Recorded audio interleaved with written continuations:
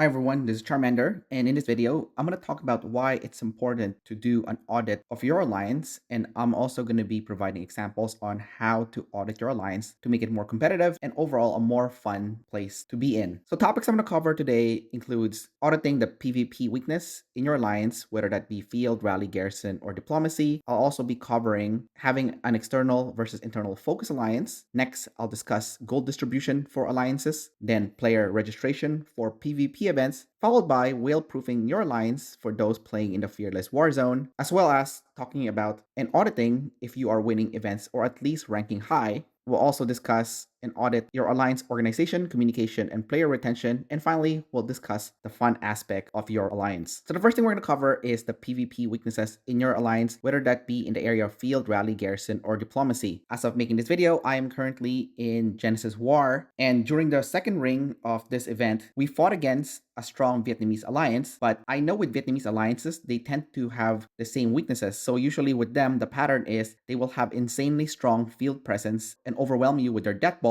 but their rallying garrison tends to be lacking. So having this knowledge, because we've encountered Vietnamese alliances in the past, we exploited this fact and managed to cut them off on their tower, exposing all their shelters for us to potentially burn. We did not actually burn them, they teleported away, but they lost the second round of GW as a result, and we made it to the final ring as a result. So basically, if you are an alliance that's heavily reliant on field presence and you don't have enough rally or garrison, then that is a big weakness for you. As a matter of fact, I have a teammate in my alliance who joined a Russian alliance, and the Russian alliance in this other server surprised her because they only had field presence. They had no dedicated rally or garrison captains, not even a single one. So as you can see, they lost Island Raid really quickly and they got stomped pretty hard as a result. And this is because of their deficiency not having a rally or garrison captain. Now, as of making this video as well, I just finished the final battle of the final ring of Genesis War. We didn't do too well, and I'll explain why. So the strongest alliance here is actually Lush in the top right hand corner of this map, and they are a well-organized and balanced alliance. First of all, they have a whale. So as you can see, if you have a whale, you already have a huge advantage compared to other teams. Granted, their whale is actually not super strong, but a whale is a whale, and this whale was still able to stomp our T4 and T5 players. Our T6 players were able to keep up with him, but we don't have that many T6 players, so it still makes it difficult. Next, this alliance also has a Rubina Rally captain, they have an Ethan Garrison captain, a Thunder Victor Garrison captain, they have a Julia Bard Range Rally captain. So you get my point, they are well organized, they have several Rally and Garrison captains, as well as strong field presence, plus a whale. The only thing they're missing really is Chasey, so if they're fighting another alliance with a whale, and they don't have Chasey, and the other team has a strong Range Rally, then they are in trouble. The field presence of this alliance is also menacing, as they fight in an insanely organized death ball. So as you can see, this Korean alliance is one formidable one. However, with that being said, they still did not win first place, regardless of how strong they are. Ironically, the weakest team in this Genesis War, Burn, bottom left corner here, won the event because they have amazing diplomacy skills. I was asleep when they were doing the diplomacy, but apparently they convinced the head of diplomacy in my alliance, as well as AVGS, to triple team Lush. AVGS also has a whale, and the deal was AVGS would take control of the science hub in the middle and get first place, while FTD and Burn would share second and third place. That's actually not what happened, because Burn actually took the science hub in the middle, while they had my alliance and AVGS fight off Lush, which is brilliant diplomacy in my opinion, despite the fact that we came in fourth place. I did learn a lot from this event on how you can use diplomacy to your advantage if you pretend you're in the same team, but you're just really using your alliance to keep your opponents busy while you're secretly going for first place. So as you can see, even though they are the weakest alliance, they became first place just using their intelligence. So what's the lesson here? Well, that means if you have a really strong head of diplomacy in your alliance, you can still win events as long as they are good at talking and good at convincing other players to put their focus on another alliance while you're secretly actually going for first place. My alliance's strength for the longest time, if I were to do an audit, has always been rallying, and we tend to do massive damage when we rally our opponents. We've always had several dedicated rally players. For example, I am the alliance range rally main, and we also have a part-time whale that is not playing with us currently, but when he is playing, he becomes our range rally main, and I play as the backup range rally, or I help in the field. Shout out to him, by the way. His name is Al-Sheikh or Wazar, because he tends to change his name between those two, and he is the leader of the Ace Alliance in server 677. We also have two Stella Infantry Rally captains that's work in progress currently, which is my friend Jigsaw here, and also longtime teammate Dabin. And Tess here is our Chasey Garrison captain. So as you can see, based on this analysis, our rally weakness currently is we don't have a Rubina Rider Rally captain yet, and our Stella Rally captains is still work in progress, as both Jigsaw and Dabin have not yet transcended their Stella. My alliance weakness for the longest time also has been Garrison. At first, we didn't have any dedicated Garrison player at all. Luckily, during our big recruitment campaign, we were able to bolster our Garrison captain roster. My old teammate from Grow Up joined our alliance several months ago, and his name is Tess. As you can see here, he's one of the R4s, and he is our dedicated Chasey Garrison captain with armaments over 4 million. We also have our amazing infantry garrison captain, Garrison Power, who has a dedicated Rigoro Riven garrison captain, and we are waiting for the next top commander for him to get what most likely will be an infantry garrison hero with super weapon. He also has a Thunder and Victor secondary garrison, so he can actually garrison 2 of our buildings or towers. He's definitely a brick wall because he was able to repel a whale in a previous archipelago raid that we did. So as you can see, our garrison team, which used to be not that good, has improved drastically. With that being said, we still need to improve our garrison team because we don't have a dedicated Ethan range garrison player. I do have mine awakened, but he's not that good until Transcended. So at this point, we don't have any range garrison captain available. My alliance, our big rally and garrison players are all in the North American time zone as well, which is a problem because even though we are an international alliance with players in Europe and Asia,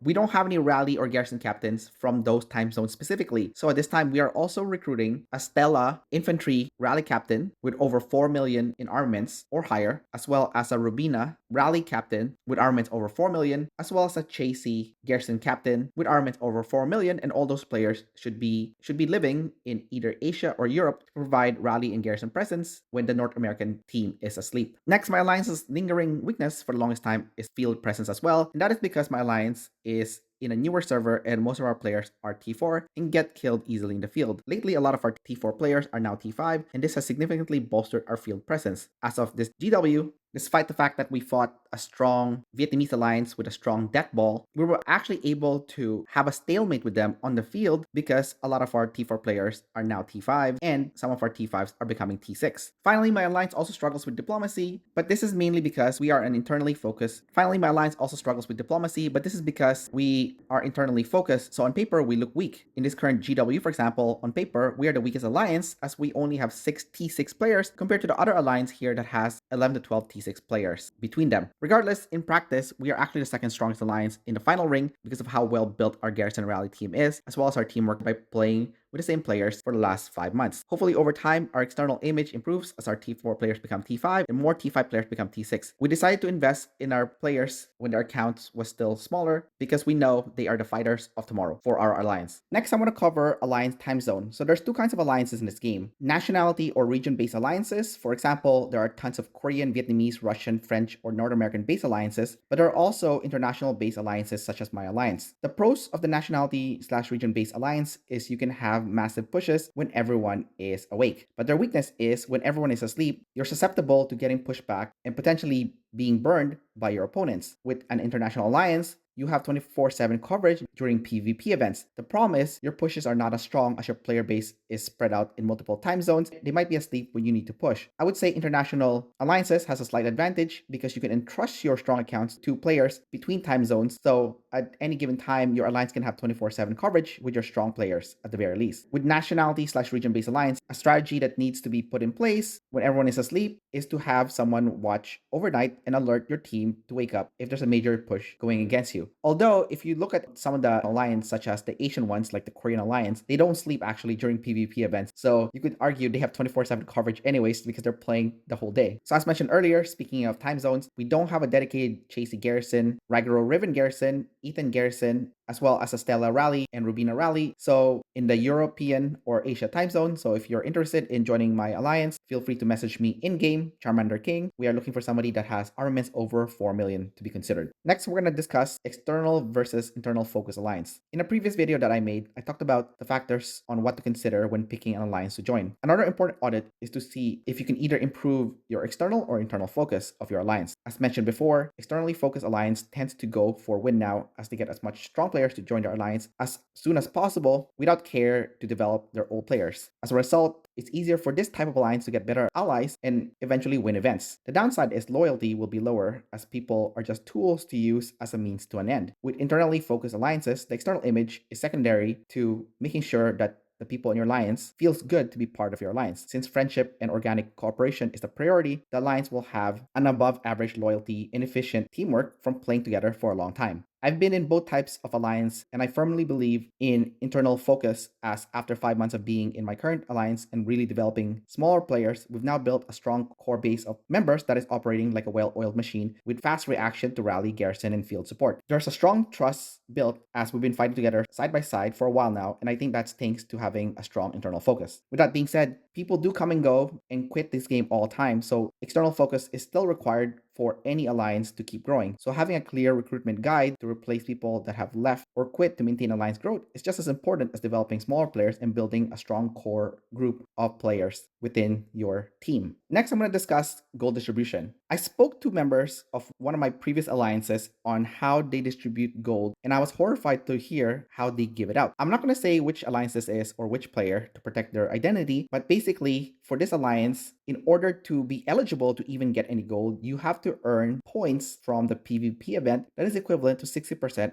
of your might. If you don't qualify. This is bad because if players that is joining Rally and Garrison are not fighting on field as much because maybe they're T4 and they will get slaughtered in the field, then they won't be earning as much points. It also looks like on paper that they're not doing anything, but in fact, they could be helping the alliance for hours. It's just that they've been joining Rally and Garrisons instead of fighting on the field. For my alliance, we purposely track who's joining Rally and Garrison as we take that into huge consideration when we distribute alliance gold. So in this old alliance that I was a part of those that actually hit the minimum 60% requirement of points to their account might, does not guarantee that they will get gold. The leader will then randomly spin a wheel, metaphorically speaking, and 10 players in the alliance would be eligible to get gold. And of those 10 players, they are only going to get 300 gold, which is $3, which is absolutely ridiculous. This is insanely low for the fact that you have to be randomly chosen to begin with to be eligible to earn gold in order to grow your account. This old alliance of mine, I know for a fact, has a huge amount of gold in their vault, as they have several whale and dolphin spenders. Again, I'm not going to say which alliance this is, but if you know my alliance history, as I've only been in 3 alliances, you can take your guess on which alliance this is. On the opposite side of this alliance, I know of alliances that give away free super monthly passes to their members. Basically, members are guaranteed to get 1,000 gold per month for their super monthly pass. This is an amazing perk because their T5 players would be able to push for T6 faster because they can buy badges for their battle center, or push for VIP 13 faster with the extra gold so they can get 3 legendary hero fragments per day. My alliance doesn't have any big spenders, but we do our best to distribute our gold amongst as many participating members after PvP events. Gold is also used to subscribe to healers, so basically we do our best, and the only way I can see us improving our gold distribution is if we get more big spenders to join our alliance. That way the alliance vault can have more gold that can be distributed to our active players. So this is very important that you audit your alliance, as you could be losing good players to other alliances that has better offer than you. Of course, gold is not the only factor to have strong players stay in your team, but it is a factor nonetheless. The next thing we're going to cover is actually player registration. So this is going to be one of the controversial topics, as I'll say a bunch of things that will definitely rub a lot of people the wrong way. However, I only present the truth, and the truth can hurt. Basically, you don't want to register any bloated T6 players in PvP events because they make your matchups worse and all your members suffer. We've had to ask some 180 million to 200 million might players to leave our alliance because frankly, they built their account poorly and they have terrible armaments, terrible armament hones, and usually they're field focused only. If you're high might, it's best if you have one hero designated for the purpose of rally or garrison to help your alliance in winning events. My alliance do not recruit any T6 players that's field only as a result. We need them to have either rally or garrison focus, otherwise they don't move the needle for the alliance. They instead become a parasite that earn war meets war points or equivalent for island raid, but your team doesn't get close to ranking high if not winning the event altogether. My alliance does have T5 players that are field focused, and that's okay as they're always active during major battle windows and provide field presence. We're also encouraging them to have an evergreen armament set so that if they need to counter rally, to backup rally, or or backup garrison, that they would have the ability to do so. The less bloated players in your alliance, the lower registration you can do, and the better matchups you'll have. Better matchups increases the chances of winning, and your entire alliance benefits from better rewards. One thing to keep in mind is how low of a might your alliance registers for the event actually doesn't matter as much as the player ratings within your alliance. If you play Pompeii, it shows you player ratings, so you can base it off that when you register for PvP events. This isn't the only factor, but it's a good ballpark indicator on which bracket your alliance will end up in. The next thing I want to discuss is whale-proofing your alliance for those playing in Fearless Warzone. Whales cannot be avoided in this game, but they can be beaten in two different ways. The first way is to get your own resident whale in your alliance. Alliances with two whales is even better, as oftentimes one whale can still be slayed by teams with strong teamwork, but an alliance with two whales is pretty difficult to defeat, if not impossible. My alliance at this time is able to defeat one whale, but with two whales, it's pretty much impossible. My alliance does have a part-time whale player who helps us for crucial events that requires a whale to win, such as GW and Island Raid. If you can't get your own resident whale to join your alliance, the next best thing is to have several hyper-specialized mid-spend players. This takes more coordination and careful recruitment and player development, and it would be worth it in the long run. Basically, each of your mid-spend players should hyper-focus building their superb armaments until their hero is over 5 million in power. That way, they can provide strong rally or garrison that can break a whale's garrison or repel a whale's rally. Currently, my alliance has me as the ranged rally specialist, and we do have two players working on their Stella and Eddie combo. We also have one player that has Chasey Garrison and another player that has Rigaro and Riven. These players that are rally and garrison captains all have armaments over 4.3 million, and we are all chipping away slowly, building towards 5 million as we speak. Our biggest weakness is we don't have a Rubina rally captain right now, so we are hopefully able to secure one in the future, as well as an Ethan garrison captain. The ultimate goal is if each of the mid-spend rally and garrison specialists eventually achieve over 6 million in armaments, so that alliances that doesn't have a whale can whale proof themselves. Because if you think about it, the armaments power caps roughly around 7 million, so the whale can only build up the armaments so high, and eventually there's going to be a ceiling, in which case you can catch up and be able to hurt them. Of course, they can still power their accounts up with parts, workshop, and whatnot, but armaments is definitely the step in the right direction. The next thing I'm going to cover for auditing your alliance is your alliance winning events, or are you ranking high? It's important to audit if you're winning events or at least ranking high, as it tells you the deficiencies of your alliance. So if you're the R4 or R5 team of your alliance, you know what to do to fix this issue and make improvements. If you are a normal player, then you can make recommendations to your management team or find a new alliance if your current alliance is hopeless, as it lacks a competent leadership team. I'll use my alliance as an example. This is our current stats. For Genesis War, we have entered the GW inner ring 4 times now, and we have won the entire event 1 time. We usually have 2 out of 3 wins,